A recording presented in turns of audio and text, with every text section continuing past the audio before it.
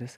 दोस्तों, जैसा हम सब जानते हैं कि होल वर्ल्ड लॉकडाउन में है और नियर अबाउट हर इंसान एक दिन में 10 बार तो कोरोना वायरस का नाम सुनता ही होगा। पर क्या आपने कभी ऐसा सोचा है कि ये कोरोना वायरस है क्या है? आखिर इसकी हिस्ट्री क्या है? इसकी हिस्टोरिकल बैकग्राउंड है क्या है? दोस्तों, बहुत सारे लोगों के माइंड्स में ऐसे क्वेश्चंस आते हैं कि ये कोरोना वायरस है क्या चीज़ है? ये आया कहाँ से? क्या 2019 से पहले भी कोरोना वायरस नाम की कोई चीज़ थी? अगर थी तो फिर चाइना को क्यों रिस्पॉन्सिबल माना जाता है कोरोना वायरस के लिए? उसके अलावा और भी बहुत सारे क्वेश्चंस आते होंगे आपके माइंड में, जैसे चमगादड़ों को यानी बैट्स को, माउसेस को, डॉग्स को, कैट्स को, डोमेस्टिकेटेड चिकन्स को और अदर पेट्स को क्यों रिस्पॉन्सिबल माना जाता है कोरोना वायरस के लिए? दोस्तों, अगर आपके माइंड में भी ऐसे क्वेश्चंस आते हैं तो आप हमारी इस वीडियो पर बने रहें। इस वीडियो में आपको ऐसे ही क्वेश्चंस के आंसर मिलने वाले हैं। दोस्तों, इस वीडियो में हम कोरोना वायरस की हिस्टोरिकल बैकग्राउंड के बारे में डिस्कशन करने वाले हैं।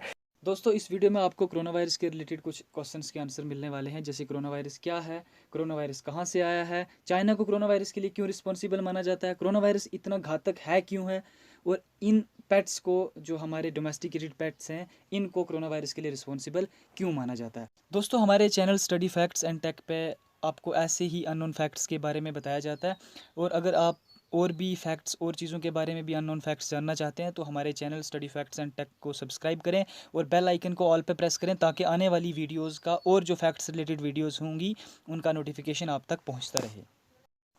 दोस्तों, हम सब जानते हैं कि नवंबर 2019 में चाइना के वुहान शहर से कोरोना वायरस सामने आया था। लेकिन दोस्तों, हम में से बहुत कम लोग जानते हैं कि 2019 से पहले भी कोरोना वायरस था। जी दोस्तों, आज से 90 साल पहले यानी 1930 में कोरोना वायरस की डिस्कवरी हो चुकी है। दोस्तों, 1930 में डोमेस्टिकेटेड चिकन यानी जो हम घर पे मुर्गे पालते हैं, उनमें एक रेस्पिरेटरी इन्फेक्शन सामने आई, लेकिन स्टडी नहीं हो पाई इतने अच्छे से, और एक साल बाद यानी 1931 में नॉर्थ डाकोटा यूएसए की एक स्टेट है, वहाँ पे दो रिसर्चर्स ने, दो साइंटिस्ट ने, जिन्हें आर्थर शाल्क और एम सी हॉर्न के नाम से जाना जाता है, उन्होंने उनकी स्टडी की और उनमें एक रिस्पायरेटरी इन्फेक्शन की डिस्कवरी की, जिसे उन्होंने आईबीवी यानी इन्फेक्शियस ब्रोंचिटिस वायरस का नाम दिया। दोस्तों, उन चिकन्स को ये आईबीवी वायरस इन्फेक्ट कर रहा था, जिसकी वजह से वो मर रहे थे, और उनका मोर्टिलिटी रेट अबाउट 40 to 90% तक जा चुका था। लेकिन उस वक्त मुश्किल बात ये थी कि वो इसकी स्टडी नहीं कर पा रहे थे, वो इसकी कल्टीवेशन और आइसोलेशन नहीं कर पा रहे थे। लेकिन दोस्तों, 6 साल बाद 1937 में कुछ और साइंटिस्ट ने, जैसे फ्रेड ब्रोडेट और चार्ल्स हडसन ने इसकी सक्सेसफुली स्टडी की और इसकी कल्टीवेशन की, इसकी आइसोलेशन की, और इसे आईबीवी का नाम तो ऑलरेडी दे चुके थे। तो दोस्तों, 1930 में कोरोना वायरस सामने तो आ चुका था, लेकिन अभी तक ये ह्यूमंस में इसके कोई भी सिम्टम्स नज़र नहीं आ रहे थे। ये सिर्फ डोमेस्टिकेटेड चिकन्स तक ही था। अभी दूसरे पेट्स में और दूसरे जो वाइल्ड हैं लाइक बैट्स, उनमें भी इसके कुछ भी सिम्टम्स नहीं आ रहे थे। अब क्वेश्चन ये बनता है कि ह्यूमंस में ये वायरस कब आया? तो दोस्तों, ह्यूमंस में ये वायरस 1960 में आया। दोस्तों, 1960 में ब्रिटिश मेडिकल रिसर्च काउंसिल के कॉमन कोल्ड यूनिट में, यानी जहाँ कॉमन कोल्ड की स्टडी की जाती है, वहाँ पे 3 साइंटिस्ट सी कैंडॉल, मेलकॉम बेयोन और डेविड टायरल ने एक नई किस्म के कॉमन कोल्ड वायरस की डिस्कवरी की। उन्होंने इसको आइसोलेट किया, जिसे उन्होंने B814 का नाम दिया। दोस्तों, इस वक्त इस वायरस की स्टडी पॉसिबल नहीं थी, इसकी कल्टीवेशन पॉसिबल नहीं थी, लेकिन 5 साल बाद उन्हीं साइंटिस्ट में से दो ने, यानी टायरल और बेयोन ने, इसकी ईज़िली कल्टीवेशन की, उसकी आइसोलेशन कर ली। उसी साल यानी सेम ईयर 1965 में डॉर्थी हेमरे और जॉन प्रॉक्नॉव ने यूनिवर्सिटी ऑफ चिकागो में, जहां उनके पास एक मेडिकल स्टूडेंट पहुंचा जिसे नॉर्मली कॉमन कोल्ड था, उसकी जब चेकअप किया, उसमें से एक नई किस्म का वायरस सामने आ गया, एक नोवल कोल्ड वायरस यानी नोवल कॉमन कोल्ड वायरस सामने आया, जिसे उन्होंने 229E का नाम दिया। ये जो वायरस था 229E, ये उस पेशेंट की किडनी टिश्यू कल्चर में डेवलप हो चुका था। दोस्तों, अब इन सालों में दो वायरसेस सामने आ चुके थे, एक B814 था और एक 229E था। दोनों ने common cold virus, common cold cause किया था। दोस्तों, इसके बाद 1967 में जून अल्मेडा नाम के एक साइंटिस्ट ने, जो स्कॉटिश वायरोलॉजिस्ट थे, उन्होंने ST थॉमस हॉस्पिटल लंदन में इन दोनों वायरसेस की B814 और 229E, यानी जो दोनों ये जिन्होंने कॉमन कोल्ड काज किया था, इन दोनों की इलेक्ट्रॉन माइक्रोस्कोपी की, यानी उनको दोनों वायरसेस को इलेक्ट्रॉन माइक्रोस्कोपी में इमेज किया, जहां उन्हें ये पता चला कि ये दोनों वायरसेस जो हैं ये मार्फोलॉजिकली सिमिलर हैं, एक दूसरे से रिलेट करते हैं। और दोस्तों उसी साल उन्हें ये भी बात सामने आई, ये बात भी पता चली कि जो वायरस 1930 में IBV के नाम से जिसने चिकन्स को इन्फेक्ट किया था सामने आया था, वो भी मार्फोलॉजिकली सिमिलर है इन दोनों वायरसेस के। अब इसी साल एक और वायरस सामने आ गया जिसे OC43 का नाम दिया गया, वो उसकी डिस्कवरी भी हो चुकी थी। दोस्तों अब बात ये सामने आई स्टडी के बाद ये बात सामने आई कि जो ये 4 वायरसेस हैं, कौन कौन से, IBV जिसने उनको चिकन्स को इफेक्ट किया था, और दूसरे वायरसेस जिसे B814 और दूसरा 229E जिन्होंने कोल्ड काज किया था, और ये जो OC43 सामने आया था वो भी ये 1967 में। अब ये चारों सिमिलर हैं, ये चारों एक दूसरे से रिलेट करते हैं। अब बात ये थी इस वक्त ईजी के, इतनी कोई ये बड़ी बात नहीं थी, ये नॉर्मल सी बात थी, क्योंकि जो वायरस था उसने ज़्यादा जो डैमेज किया था वो IBV ने किया था, और IBV ने तो ज़्यादा डैमेज चिकन्स में किया था। ह्यूमंस में कुछ केसेस आए थे, कुछ केसेस B814 की वजह से आए थे और कुछ 229E की वजह से आए थे। तो इस तरह ये वायरसेस ज़्यादा खतरनाक नहीं थे। तो दोस्तों अब बात करते हैं कि जो कोरोना वायरस 2019 में चाइना के वुहान शहर से आया था वो क्या था। दोस्तों सबसे पहले तो मैं आपकी इन्फॉर्मेशन के लिए बता दूं कि कोरोना वायरस है क्या है। असली मोटिव जो हमारा वीडियो बनाने का था वो अभी सामने आ रहा है।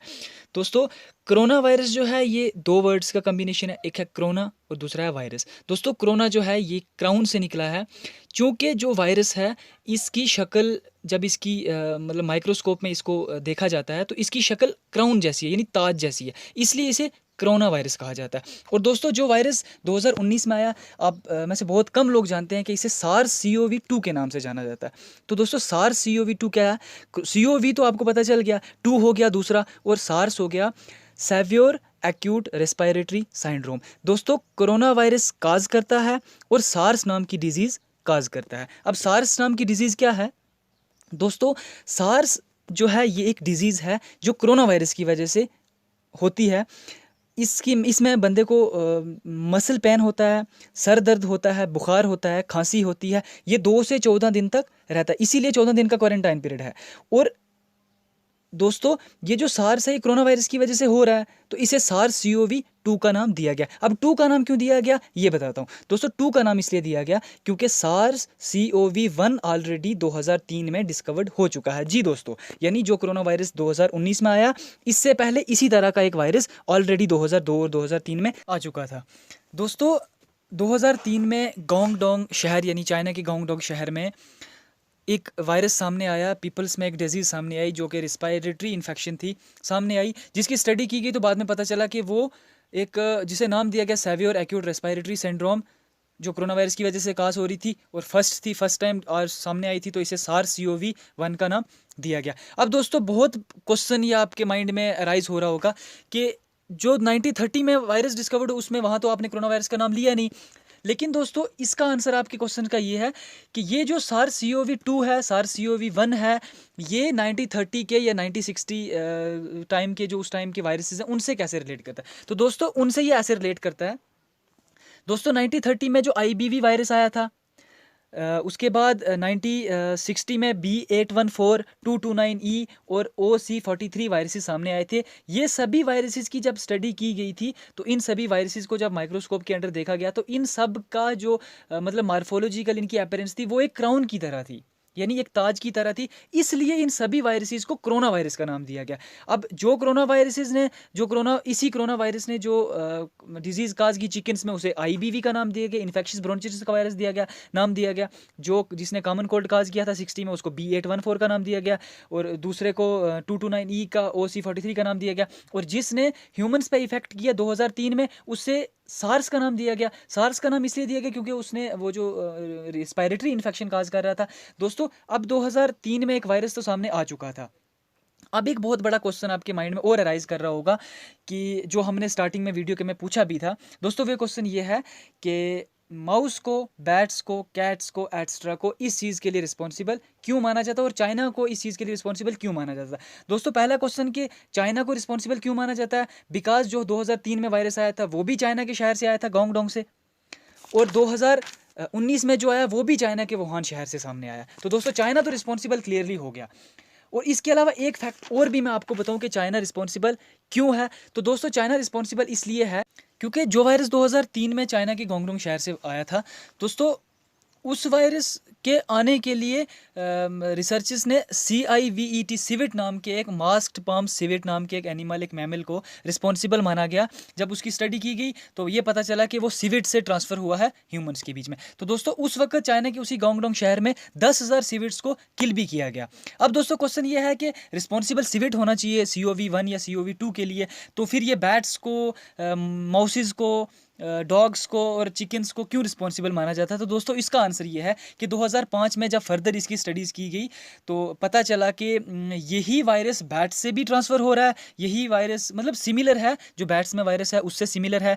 उसके अलावा जो माइसिस हैं, चूहे वगैरह हैं, उनसे सिमिलर है, और जो दूसरे डॉग्स वगैरह हैं, अदर पेट्स हैं, उनसे सिमिलर है दोस्तों। इसलिए बैट्स को, माउसेस को, डॉग्स को, कैट्स को, चिकन्स को रिस्पॉन्सिबल माना जाता है कि ये काज करते हैं जो ये वायरस है, कोरोना वायरस और समथिंग एल्स।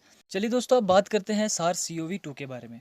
दोस्तों हम SARS-CoV-2 के बारे में, तो हम इसके नाम के बारे में तो ऑलरेडी डिस्कस कर चुके हैं कि इसे SARS-CoV-2 के नाम से क्यों जाना जाता है।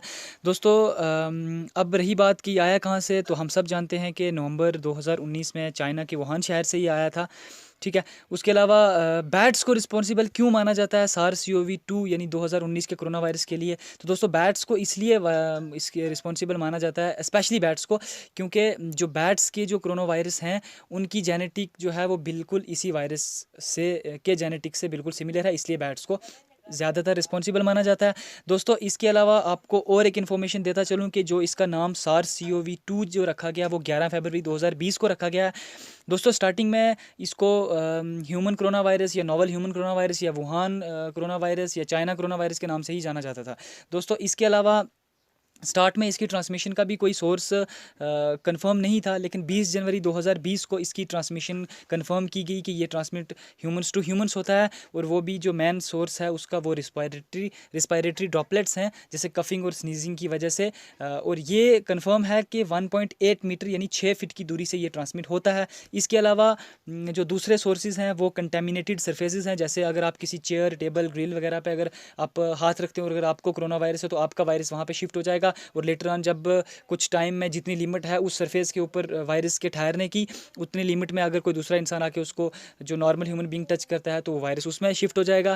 अब कितनी देर तक किसी सरफेस पर रहता है ये इसकी गाइडलाइंस तो हमें इशू की गई हैं, लाइक स्टेनलेस स्टील के ऊपर 3 दिन तक रहता है, कार्डबोर्ड्स के ऊपर 1 दिन तक रहता है, ड्रेसेस वगैरह को अगर हम सुखाते रहेंगे, हाथ धोते रहेंगे तो वो ओब्वियसली वो ख़त्म होता रहेगा। दोस्तों इसके अलावा ये थी कोरोना वायरस के रिलेटेड कुछ इन्फॉर्मेशन। अब आपको ये तो पता चल गया होगा कि कोरोना वायरस कहाँ से आया, क्या है, कैसे है, क्यों है, लेकिन अब मेन चीज़ ये है कि हमें अब कोरोना वायरस से बचना कैसे है। तो दोस्तों कोरोना वायरस से बस बचने का एक ही तरीका है कि अपने आप को कंटेमिनेट ना कीजिए, डिस्टेंस कैरी कीजिए, गवर्नमेंट की गाइडलाइंस पे चलिए, WHO ने जो गाइडलाइंस हमें जो भेजी हैं हमें उनको फॉलो करना है। बस मेन चीज़ ये है कि हमें डिस्टेंस कैरी करना है। जब डिस्टेंस कैरी करेंगे तो वायरस फैलेगा नहीं, वायरस फैलेगा नहीं तो जो पुराना वायरस है वो ओब्वियसली ख़त्म होता रहेगा। कुछ डेथ्स हो रही हैं, कुछ रिकवर हो रहे हैं, और सबसे मेन बात यह है कि इसका डेथ रेट बहुत ही कम है as compare to old viruses, like जो 2003 में था उसमें 9% डेथ रेट था, जो 1930 में था चिकन्स का उसका तो 40 to 90% था, लेकिन इसका बहुत ही कम है। लेकिन फिर भी हमें केयरफुल रहना है, हमें डिस्टेंस कैरी करना है, हमें किसी को रिस्पॉन्सिबल नहीं मानना है कि फ़लाँ को हो गया, फ़लाँ को हो गया, ऐसा हो गया, वैसा हो गया। नो, हमें पेशेंट्स की केयर करनी है, बट दूर रह के डिस्टेंस कैरी करना है। कुछ देर के लिए हमें हमारी जो ऐशो आराम की ज़िंदगी है उसे भूलना पड़ेगा, तभी जाके ये वायरसेस ख़त्म होंगे। दोस्तों वायरसेस ने ऑब्वियसली ख़त्म हो ही जाना है, क्योंकि जब 1930 का ख़त्म हो गया, 1960 का ख़त्म हो गया, 2003 का ख़त्म हो गया, तो 2020 वाले ने 2020 तो अब खेल लिया है, अब इसने ख़त्म हो ही जाना है। दोस्तों अब हमें ये देखना है कि इस वायरस को ख़त्म कैसे करना है, और ख़त्म तो ऑब्वियसली हमें जब डिस्टेंस कैरी करेंगे तो वायरस ख़त्म हो ही जाएगा। दोस्तों ये थी कोरोना वायरस के रिलेटेड कुछ इन्फॉर्मेशन। दोस्तों अगर आपको हमारी वीडियो अच्छी लगी हो तो वीडियो को शेयर कीजिए, लाइक कीजिए, और अगर आप हमारी और ऐसी मज़ीद वीडियोस देखना चाहते हैं तो चैनल को सब्सक्राइब कीजिए, और बेल आइकन को ऑल पे प्रेस कीजिए, ताकि आने वाली वीडियोस का नोटिफिकेशन सबसे पहले आप तक पहुंचता रहे। दोस्तों वीडियो को देखने के लिए शुक्रिया।